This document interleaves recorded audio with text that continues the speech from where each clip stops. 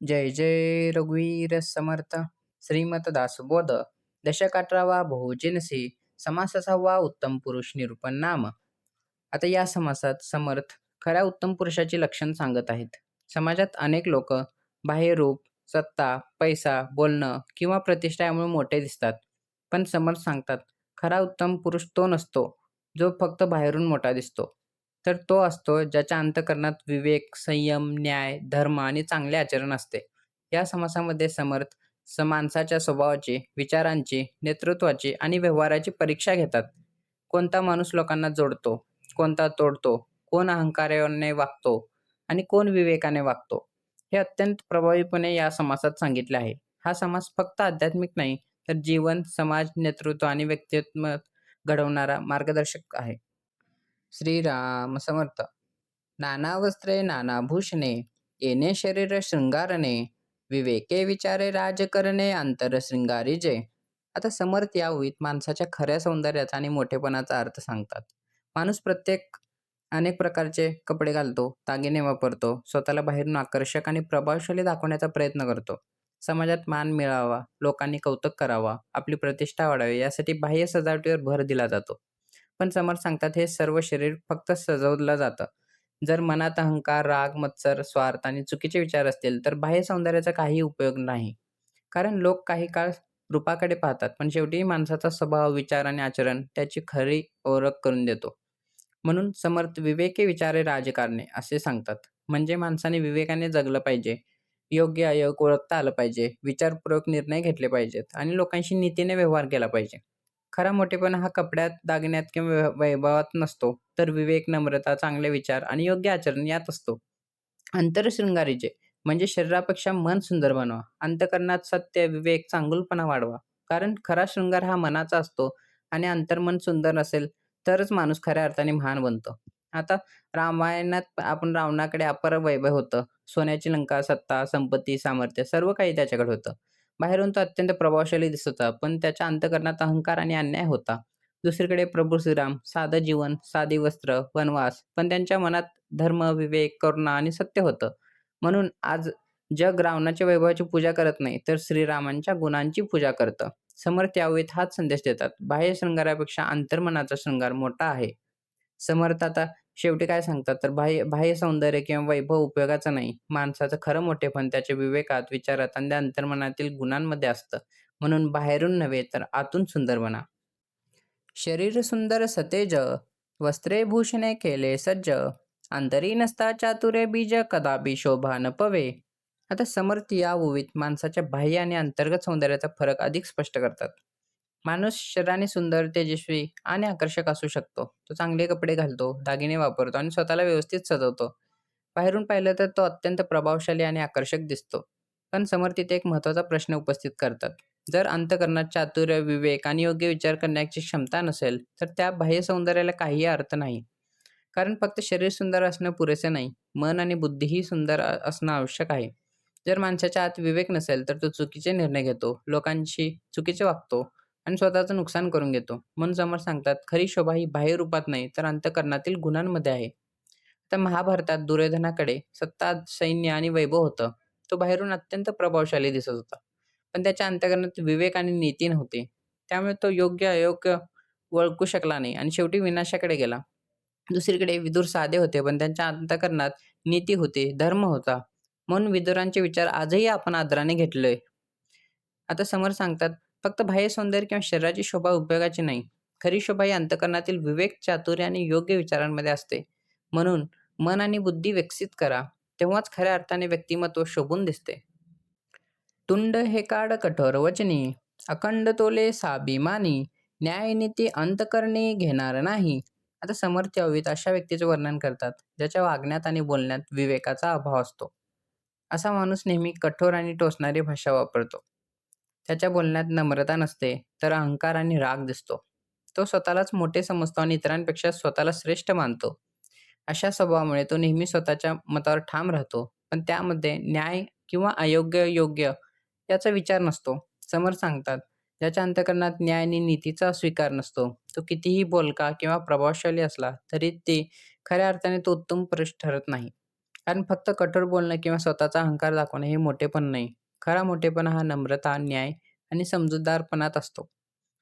असा माणूस इतरांशी संबंध बिघडवतो, निर्णय चुकीचे घेतो आणि शेवटी स्वतःलाच अडचणीस टाकतो. आता महाभारतात आपण बघितले दुर्योधनाचा स्वभाव कसा होता. तो भीष्म, विदुर आणि श्रीकृष्ण यांचे सल्ले ऐकत नसतो. त्याचा अहंकार आणि कठोरपणा शेवटी त्याच्या विनाशाचं कारण ठरतो. आता समर्थ सांगतात, कठोर बोलणं, अहंकार आणि न्यायनीतीचा अभाव हे उत्तम पुरुषाचे लक्षण नाही. खरा मोठेपणा हा नम्रता, विवेक आणि योग्य आचरणात आहे. तरे शीघ्र कोपी सदा, कदापि न धरी मर्यादा, राजकारण संवादा मिळवची नेने. आता समर्थ या ओवीत रागीट आणि अविवेकी स्वभावाच्या माणसाचं वर्णन करतात. असा माणूस छोट्या छोट्या गोष्टींवर पटकन रागावतो. त्याच्या स्वभावात शांतपणा आणि संयम नसतो. रागाच्या भरात तो काय बोलतो, कसं वागतो याचं भान ठेवत नाही. समर्थ सांगतात, जो माणूस मर्यादा पाळत नाही तो स्वतःचं आणि इतरांचं नुकसान करतो. रागामुळे विवेक नष्ट होतो आणि विवेक गेला की योग्य निर्णय घेण्याची क्षमता कमी होते. राजकारण संवादा मिळवची नेने. आता म्हणजे अशा माणसाला लोकांशी कसं बोलावं, कसं वागावं, प्रसंगानुसार कसं व्यवहार करावा हे समजत नाही. इथे राजकारण म्हणजे फक्त सत्ता किंवा राजकारण नाही, तर संपूर्ण जीवनातील व्यवहार आहे. जीवनात प्रत्येक ठिकाणी संयम, संवाद, कौशल्य आणि मर्यादा आवश्यक असतात. जो माणूस सतत रागात असतो, तो लोकांना जोडू शकत नाही. त्याच्यामुळे नाती तुटतात, वाद निर्माण होतात आणि लोकं त्याच्यापासून दूर जातात. म्हणून समर्थ सांगतात, उत्तम पुरुष होण्यासाठी मर्यादा, सामर्थ्य पुरेसं नाही, तर संयम आणि मर्यादा देखील आवश्यक आहेत. आता रा रामायणात आपण बघितलंय, रावण अत्यंत सामर्थ्यवान होता. पण त्याचा राग आणि अहंकार त्याला नियंत्रित करता आला नाही. बिभीषणाने योग्य सल्ला दिला, मंदोदरीने समजावलं, पण रावणाने कोणाचं ऐकलं नाही. राग आणि अहंकारामुळे त्याने मर्यादा सोडल्या आणि शेवटी संपूर्ण लंकेचा विनाश झाला. दुसरीकडे प्रभू श्रीराम अत्यंत सामर्थ्यवान असून संयमी आणि मर्यादित होते. म्हणूनच त्यांना मर्यादा पुरुषोत्तम म्हटलं जातं. आता समर्थ सांगतात, जो माणूस पटकन रागवतो आणि मर्यादा पाळत नाही, तो योग्य व्यवहार आणि संबंध टिकवू शकत नाही.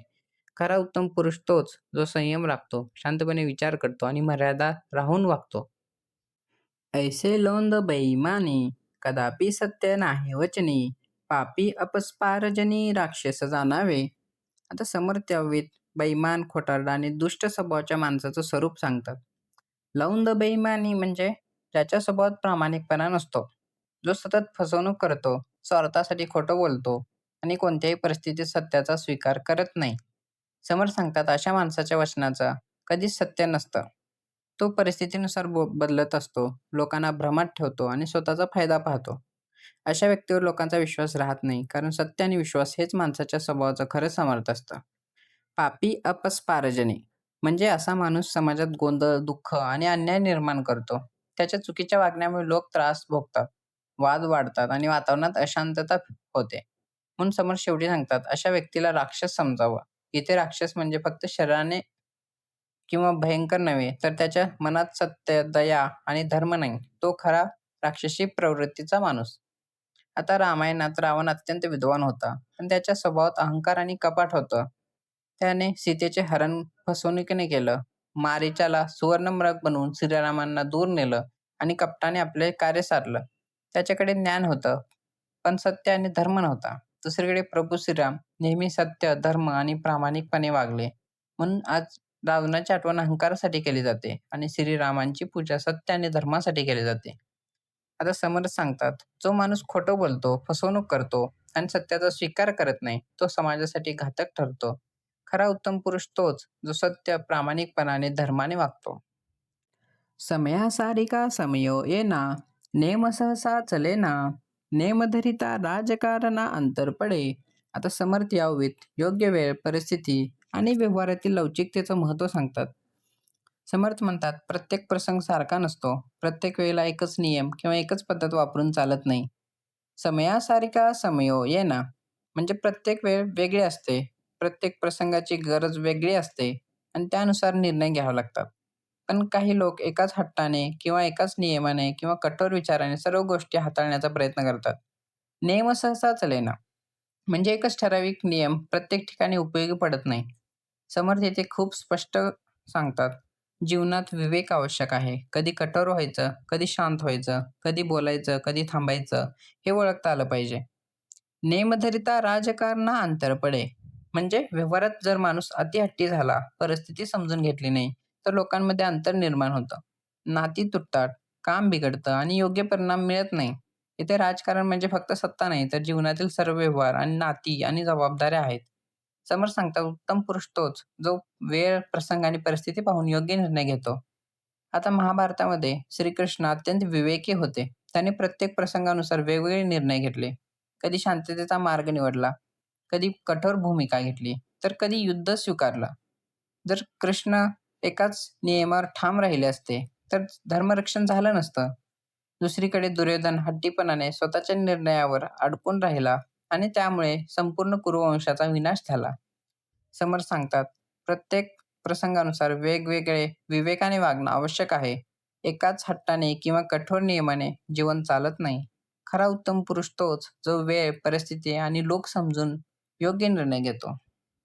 अति सर्वत्र वर्जावे, प्रसंग पाहून चालावे, हट निग्रही न पडावे विवेके पुरुषी. आता समर्थ या ओळीत जीवनातील संतुलन, विवेक आणि योग्य वागणुकीचा अत्यंत महत्त्वाचा संदेश देतात. समर्थ म्हणतात कोणत्याही गोष्टीचा अतिरेक चांगला नसतो. अतिराग, अतिलोभ, अति बोलणं, अति स्वाभिमान, अति अभिमान, अति प्रेम किंवा अति कठोरपणा हे सर्व शेवटी नुकसानच करतात. म्हणून समर्थ सांगतात, अति सर्वत्र वर्जावे. म्हणजे प्रत्येक गोष्टीत मर्यादा किंवा संतुलन आवश्यक आहे.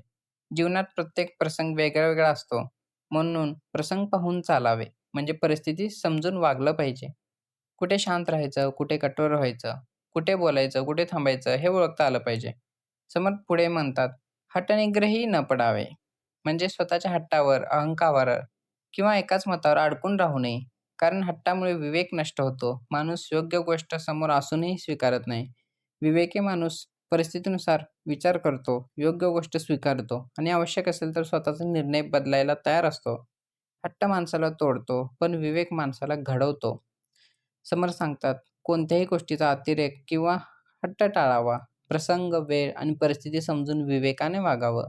खरा उत्तम पुरुष तोच, जो संतुलन राखतो, हट्ट सोडतो आणि योग्य गोष्ट स्वीकारतो. बहुतची करिता हट, तेथे येऊन पडेल तट. कोणी एकाचा शेवट झाला पाहिजे. आता समर्थ यावेत हट्ट आणि अहंकाराचे परिणाम स्पष्ट सांगतात. समर्थ म्हणतात, जेव्हा माणूस अतिहट्टी बनतो, तो स्वतःचंच मत खरं मानतो आणि कोणाचंही ऐकत नाही, तेव्हा शेवटी संघर्ष निर्माण होतो. बहुची करिता हट म्हणजे हट्टाचा अतिरेक. अशा वेळी माणूस अविवेकाने विचार करतो. तो योग्य अयोग्य पाहत नाही. फक्त माझंच बरोबर हा विचार मनात ठेवतो. समर्थ पुढे सांगतात, तेथे येऊन पडेल तट. म्हणजे अशा हट्टामुळे लोकांमध्ये भीती निर्माण होतात, नाती तुटतात, मतभेद वाढतात आणि संघर्ष निर्माण होतो. हट्ट माणसाला इतरांपासून दूर नेतो. कारण जिथे अहंकार वाढतो, तिथे संवाद संपतो. कोणी एकाचा शेवट झाला पाहिजे. म्हणजे शेवटी कोणीतरी माघार घेतलीच पाहिजे.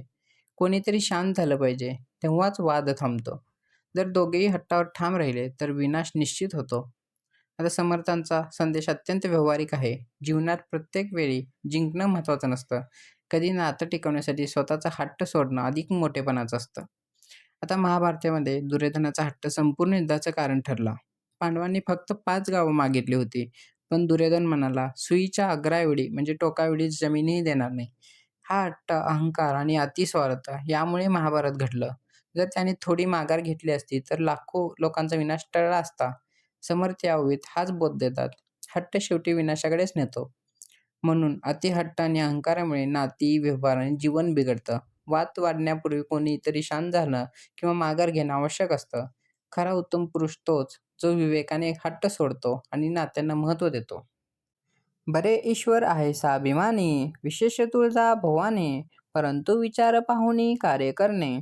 आता समर्थ यावेत श्रद्धा आणि विवेक यांचा सुंदर समतोल सांगतात. समर्थ म्हणतात, ईश्वर महान आहे, सामर्थ्यवान आहे आणि भक्तांच्या रक्षणासाठी सदैव उभा आहे. विशेषतः तुळजाभवानीचा उल्लेख करून समर्थ देवीच्या शक्तीचं स्मरण करतात. आता छत्रपती शिवाजी महाराजांच्या जीवनात तुळजाभवानीवरील श्रद्धेला विशेष स्थान होतं. पण समर्थ इथे अत्यंत महत्त्वाची गोष्ट सांगतात. फक्त देवावर अवलंबून राहून चालत नाही, तर प्रत्येक कार्य विचारपूर्वक केलं पाहिजे. परंतु विचार पाहूनही कार्य करणे. म्हणजे कोणतेही काम करताना विवेक, परिस्थिती आणि परिणाम यांचा विचार आवश्यक आहे. काही लोक म्हणतात, देव आहे ना, सर्व होईल.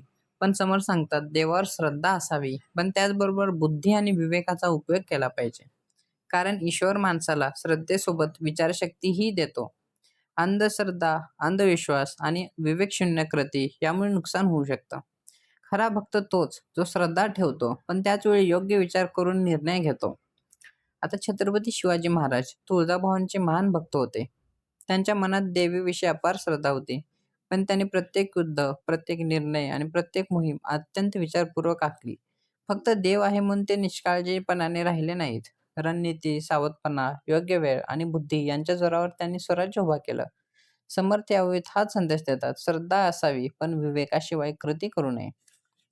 समर्थ सांगतात, देवावर श्रद्धा असणं आवश्यक आहे, पण प्रत्येक कार्य विचारपूर्वक आणि विवेकाने केलं पाहिजे. खरा उत्तम पुरुष तोच, जो श्रद्धा आणि बुद्धी यांचा योग्य समतोल राखतो.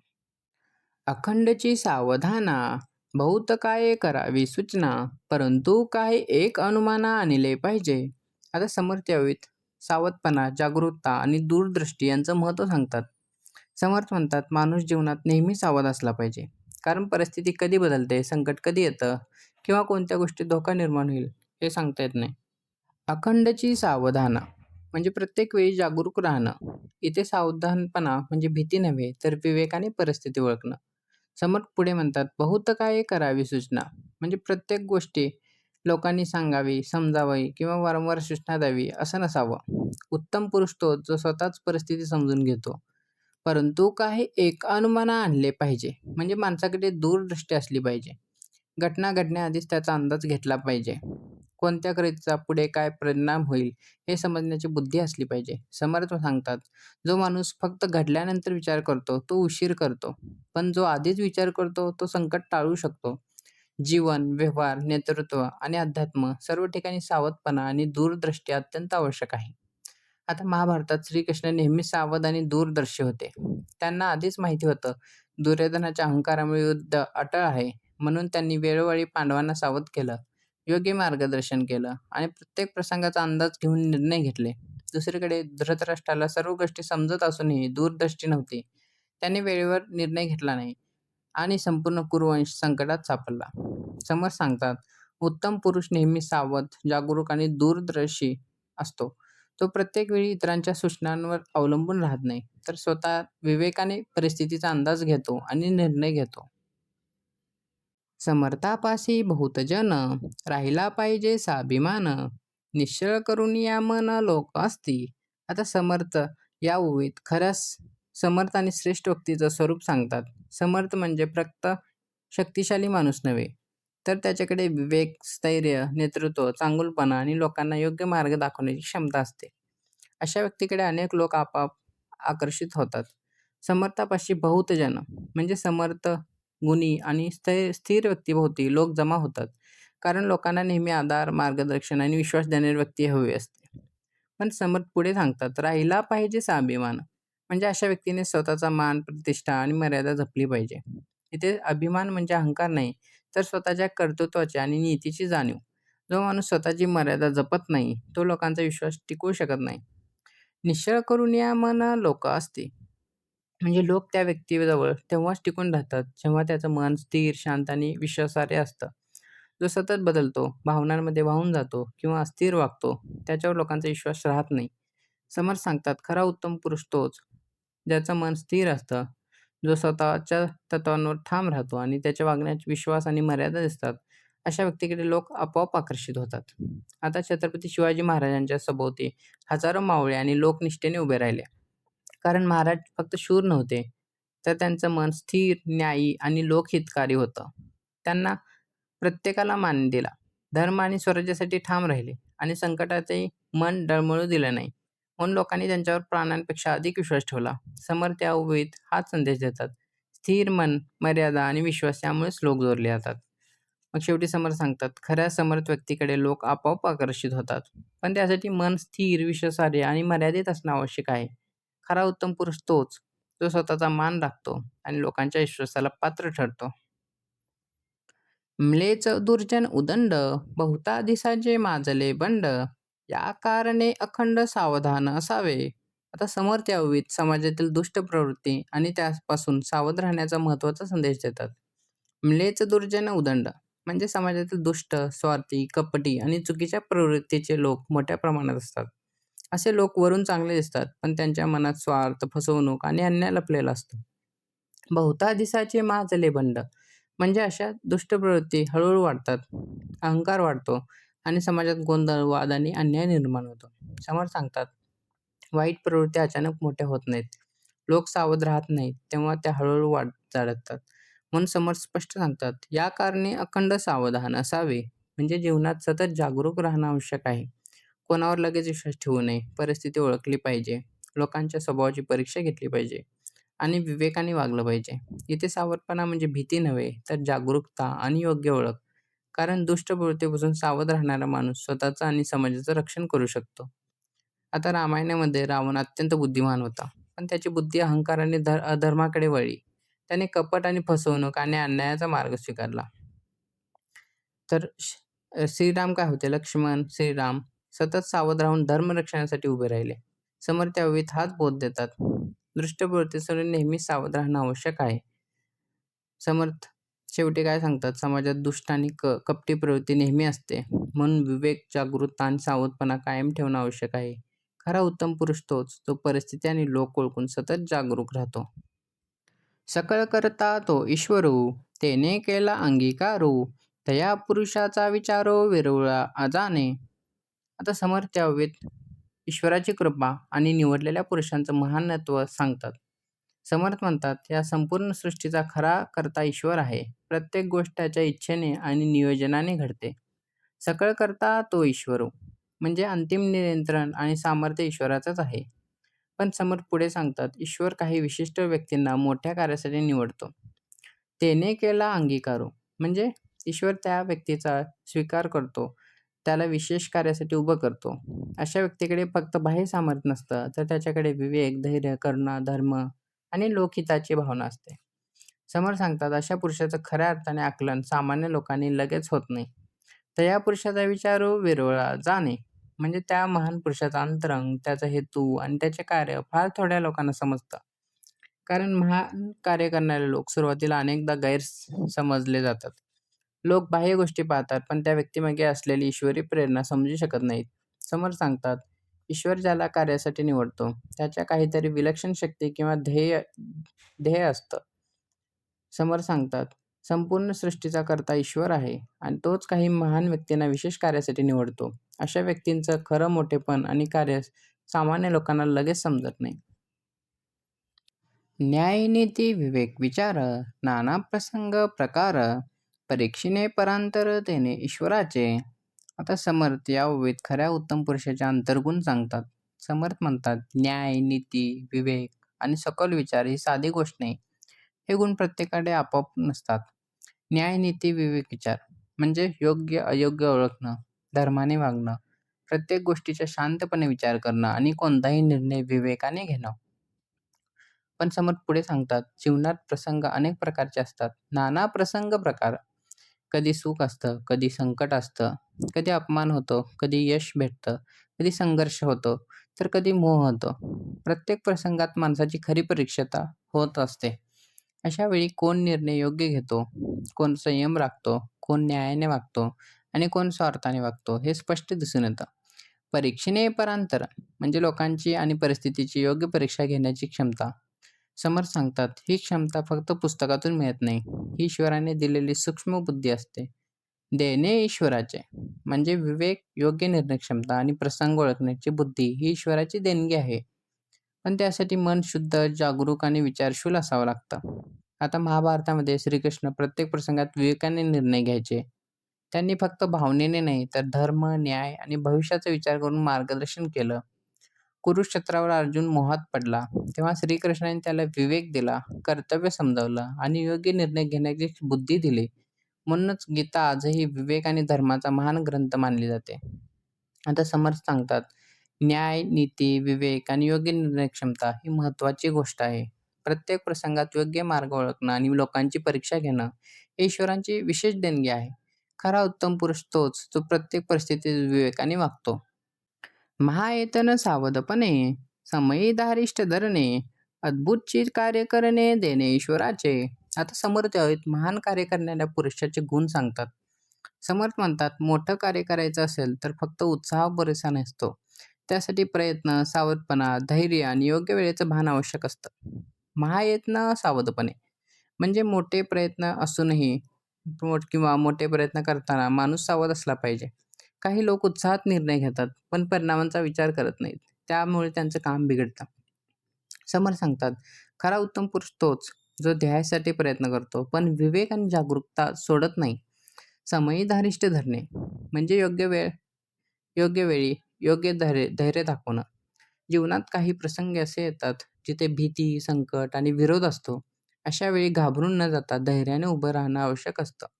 धैर्य म्हणजे फक्त युद्ध नाही, तर सत्यासाठी उभं राहण्याची ताकद. अद्भुतची कार्य करणे म्हणजे अशा सावधपणा, धैर्य आणि विवेकाच्या जोरावर महान कार्य घडतं. समर सांगतात, अशा विलक्षण कार्य करणारं ही साधी गोष्ट नाही, ती ईश्वराची देणगी आहे.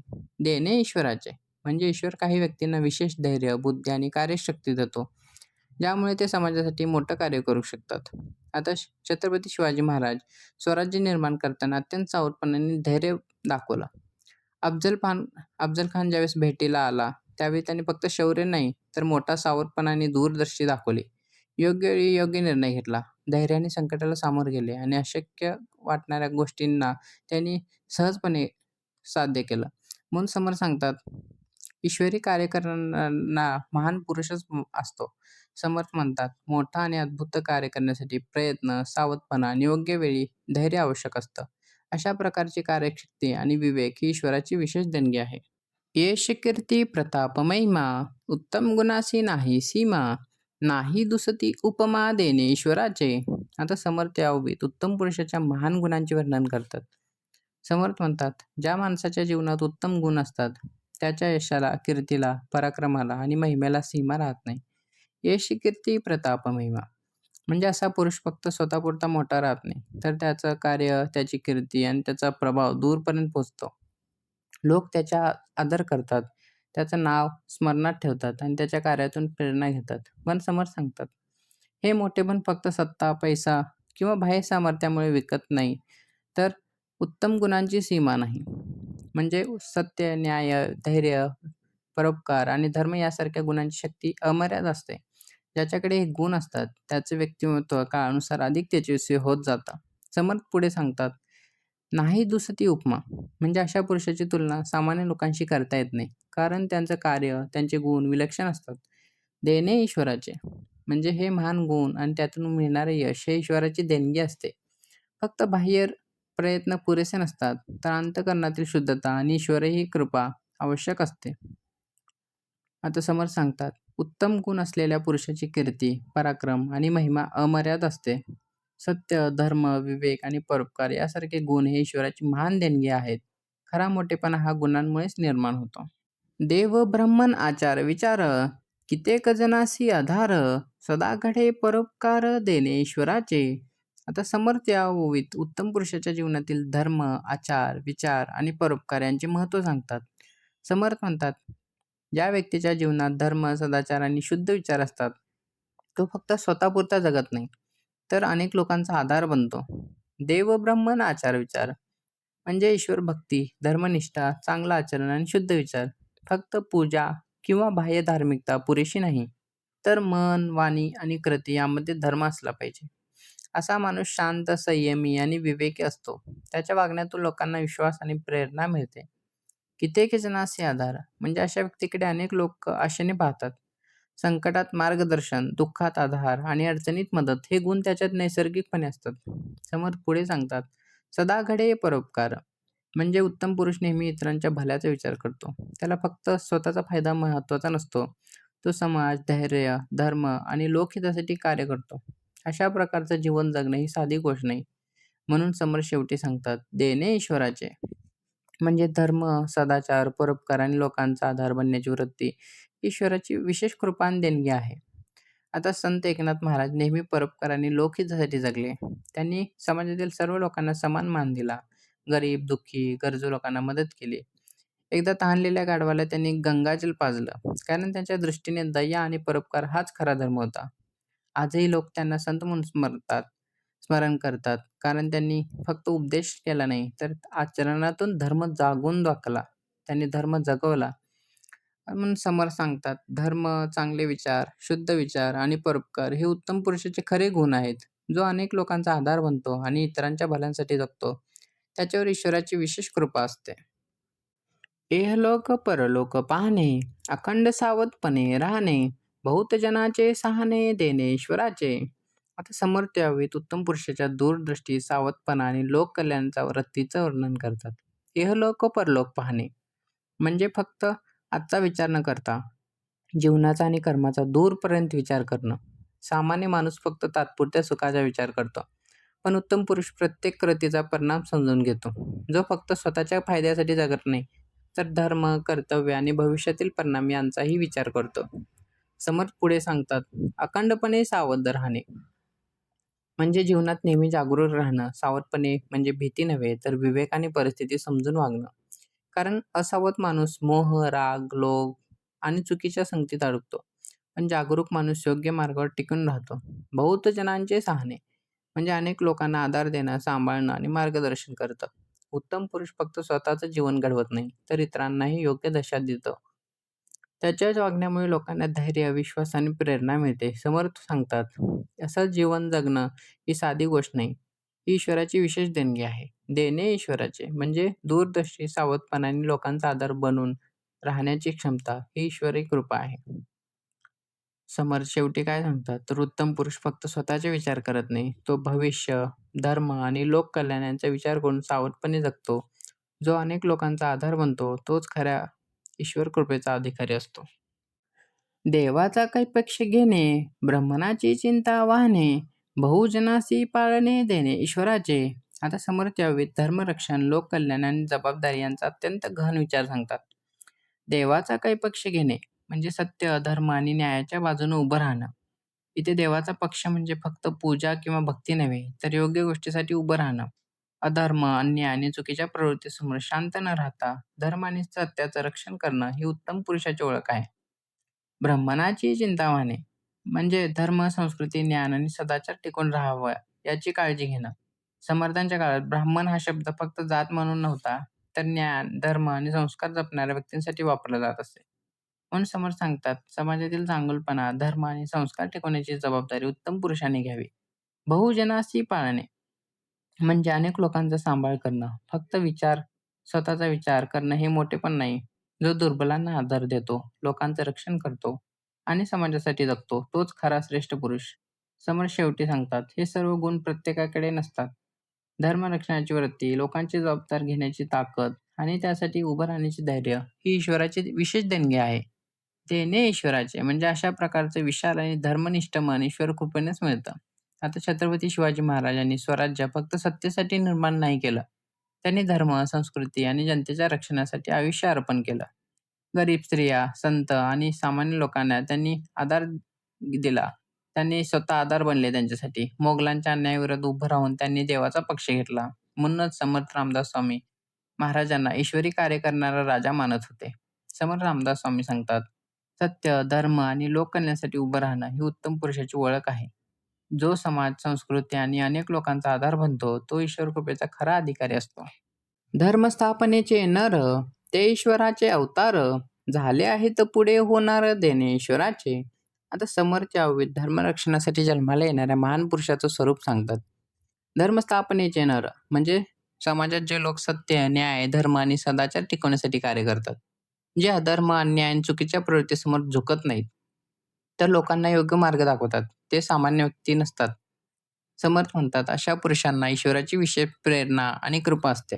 ते ईश्वराचे अवतार म्हणजे ते प्रत्यक्ष देव नसले तरी त्यांच्यामध्ये ईश्वरी कार्य करण्याची शक्ती असते. असे पुरुष स्वतःसाठी जगत नाहीत, ते समाज, धर्म आणि लोक कल्याणासाठी आयुष्य अर्पण करतात. त्यांच्या जीवनात संकट येतात, विरोध होतो, पण तरीही ते धर्माचा मार्ग सोडत नाहीत. समर्थ पुढे सांगतात, झाले आहे तर पुढे होणार म्हणजे असे महान पुरुष पूर्वी झाले, आताही आहेत आणि पुढेही जन्माला येतील.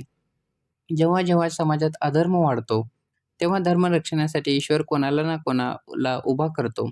देणे ईश्वराचे म्हणजे अशा प्रकारचे धैर्य, त्याग, धर्मनिष्ठा आणि लोककल्याणाची भावना ही ईश्वराची विशेष देणगी आहे. म्हणून समर्थ सांगतात, धर्म, सत्य आणि न्यायासाठी कार्य करणारे पुरुष हे सामान्य नसतात. त्यांच्यामध्ये ईश्वरी शक्ती आणि प्रेरणा कार्य करत असते. असे महान पुरुष प्रत्येक काळात जन्माला येतात आणि समाजाला योग्य दिशा देतात. उत्तम गुणाचा ग्राहिक, तर्क तीक्ष्ण विवेक, धर्म वासना पुण्य श्लोक देणे ईश्वराचे. आता समर्थ या ओवीत उत्तम पुरुषाच्या अंतःकरणातील श्रेष्ठ गुणांचं वर्णन करतात. उत्तम गुणाचा ग्राहिक म्हणजे जो चांगले गुण ओळखतो, स्वीकारतो आणि स्वतःमध्ये आणतो. सामान्य माणूस इतरांच्या चुका लवकर पाहतो, पण उत्तम पुरुष इतरांमधील चांगुलपणा ग्रहण करतो. कारण ज्याच्या मनात विवेक असतो, तो प्रत्येक व्यक्तीकडून काहीतरी चांगलं शिकण्याचा प्रयत्न करतो. समर्थ पुढे सांगतात, तर्क तीक्ष्ण विवेक म्हणजे त्याची विचारशक्ती तीक्ष्ण असते.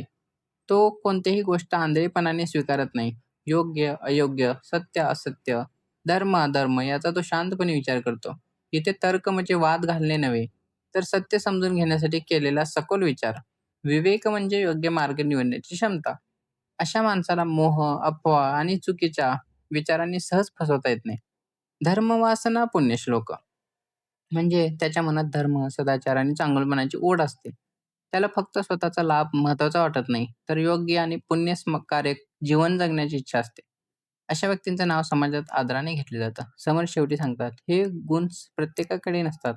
चांगले गुण स्वीकारण्याची वृत्ती, तीक्ष्ण विवेक आणि धर्माची ओढ ही ईश्वराची विशेष देणगी आहे. देणे ईश्वराचे म्हणजे अशा श्रेष्ठ गुणांमागे ईश्वरी कृपा असते. आता समोर सांगतात, जो माणूस चांगले गुण स्वीकारतो, विवेकाने विचार करतो आणि धर्माची ओढ ठेवतो, तोच खऱ्या अर्थाने उत्तम पुरुष असतो. असे श्रेष्ठ गुण ही ईश्वराची विशेष देणगी आहे. सकळ गुणांमध्ये सार, तज विजा विवेक विचार, जेणे पाऊजे पैल पार अरत्र परत्रींचा. आता समर्थ या ओवीत सर्व गुणांमधील सर्वात श्रेष्ठ गुण कोणता हे सांगतात. समर्थ म्हणतात, जगात अनेक चांगले गुण आहेत. शौर्य, दान, विद्या, सामर्थ्य, भक्ती, परोपकार हे सर्व महत्त्वाचे आहेत. पण या जगामध्ये जो सर्वात श्रेष्ठ आणि सारभूत गुण आहे, तो म्हणजे विवेक. सकळ गुणांमध्ये सार म्हणजे सर्व गुणांचं खऱ्या अर्थाने मूल्य वाढवणारी गोष्ट म्हणजे विवेक. कारण विवेक नसेल तर ज्ञानाचा अहंकार होतो, सत्तेचा अन्याय होतो आणि सामर्थ्याचा दुरुपयोग होतो. तजबीजा विवेक विचार म्हणजे प्रत्येक गोष्टींचा शांतपणे, खोलवर आणि योग्य विचार करणं. योग्य, अयोग्य, सत्य, असत्य, क्षणिक आणि शाश्वत, धर्म आणि अधर्म यातील फरक ओळखण्याची क्षमता म्हणजे विवेक. समर्थ सांगतात, फक्त भावना किंवा हट्टाने जीवन चालत नाही. विवेकाशिवाय माणूस अनेकदा चुकीच्या मार्गावर जातो. जेणे पाऊजे पैल पार अरत्र परत्रीचा म्हणजे विवेकामुळे माणूस या जगातही योग्य जीवन जगतो आणि आध्यात्मिक दृष्ट्याही उन्नती प्राप्त करतो. अरत्र परत्र म्हणजे हा लोक आणि परलोक. समर्थ सांगतात, विवेक माणसाला संसारात योग्य मार्ग दाखवतो आणि शेवटी आत्मकल्याणाकडे नेतो. म्हणूनच विवेक हा सर्व गुणांचा राजा आहे. समर्थ शेवटी सांगतात, सर्व गुणांमध्ये विवेक हा सर्वात श्रेष्ठ गुण आहे. योग्य अयोग्य ओळखून विचारपूर्वक जगणारा माणूस जीवनात आणि अध्यात्मात यशस्वी होतो. विवेक माणसाला या जगातही आणि परलोकातही कल्याणाच्या मार्गावर नेतो. इति श्रीदास बोधे गुरुशिष्य संवादे उत्तम पुरुष निरूपण नाम समास 6वा. आता अशा प्रकारे समर्थांनी उत्तम पुरुष निरूपण नाम या समासामध्ये खऱ्या उत्तम पुरुषाची लक्षणं अत्यंत सखोलपणे सांगितली. फक्त बाह्यरूप, सत्ता, पैसा किंवा मोठेपणा यामुळे माणूस महान होत नाही. तर विवेक, न्याय, संयम, धर्म, परोपकार, सावधपणा आणि लोककल्याणाची भावना हे त्याचं खरं मोठेपण असतं. समर्थ या समासातून सांगतात, उत्तम पुरुष तोच जो स्वतःचं मन जिंकतो, विवेकाने वागतो, धर्मासाठी उभा राहतो आणि लोकांचा आधार बनतो. हा समाज फक्त राजकारण किंवा नेतृत्व शिकवत नाही, तर प्रत्येक माणसाला उत्तम जीवन जगण्याचा मार्ग दाखवतो. जय जय रघुवीर समर्थ. ओम श्री गुरुदत्तात्रय श्रीपाद श्री वल्लभाय नमः.